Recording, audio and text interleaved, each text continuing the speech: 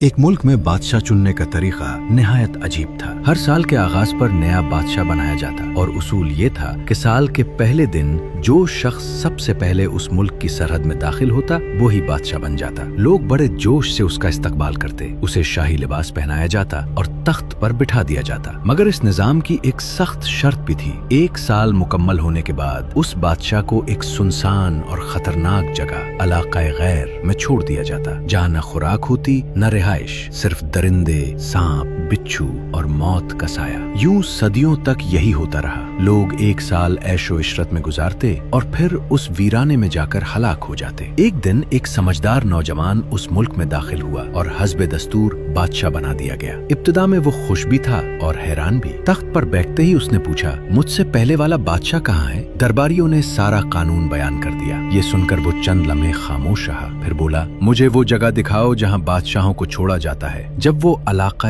غیر پہنچا تو اس نے اس جگہ کو غور سے دیکھا، ویرانی، خوف اور تباہی۔ وہیں اس نے فیصلہ کر لیا کہ اسے کیا کرنا ہے۔ اگلے ہی دن اس نے حکم دیا کہ اس ویران جگہ کو آباد کیا جائے، ایک مضبوط محل بنایا جائے، پانی اور خوراک کا انتظام ہو، باغات لگائے جائیں، راستے بنائے جائیں اور حفاظت کا بندوبست کیا جائے۔ ساتھ ہی اس نے اپنی رعایا کے لیے بھی کام شروع کیے، عدل قائم کیا، لوگوں کی ضروریات پوری کی اور ملک میں ترقی آنے لگی۔ پورا سال گزرا اور جب وقت آیا کہ اسے علاقہ غیر بھیجا جائے تو اس نے خود کہا، مجھے اسی جگہ چھوڑ دو جہاں پہلے بادشاہوں کو چھوڑا جاتا تھا۔ درباریوں نے عرض کیا، حضور، اب اس رسم کی ضرورت نہیں رہی۔ ہم وہاں صرف ان نادان بادشاہوں کو بھیجتے تھے جو 1 سال کی آسائش میں اپنی آخرت بھول جاتے تھے۔ آپ نے اپنے انجام کی تیاری پہلے ہی کر لی، اس لیے آپ ہی اس حکومت کے حقیقی حقدار ہیں۔